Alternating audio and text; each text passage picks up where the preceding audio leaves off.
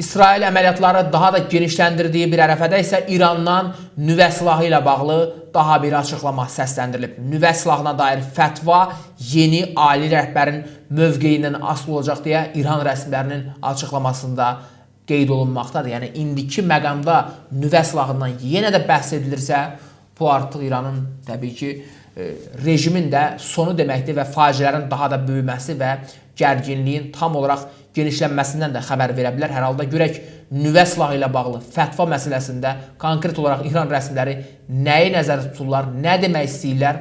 Yəni olduqca diqqət çəkən açıqlamalardan biri kimi də bu məsələni qeyd edə bilərik. İranın nüvə doktrinasının əhəmiyyətli dərəcədə dəyişməsi ehtimalı azdır. Lakin yeni ali rəhbər Müçtəba Xamneyinin mövqeyinin elan edilməsini görmək və bunu gözləmək lazımdır. Bu sözləri isə İranın Xarici İşlər Naziri Abbas Araqçı Əl-Cəzariyə müsahibəsində, Əl-Cəzirə kanalının müsahibəsində qeyd etmişdi. Onun sözlərinə görə nüvə silahının qadağan edilməsinə dair fətva Amerika Birləşmiş Ştatları və İsrailin zərbələri nəticəsində həlak olmuş ali rəhbər Əli Xamney tərəfindən verilmişdi.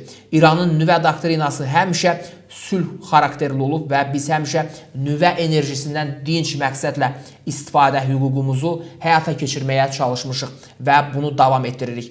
Bildiyiniz kimi fətva onu kimin verməsindən asılı olacaq.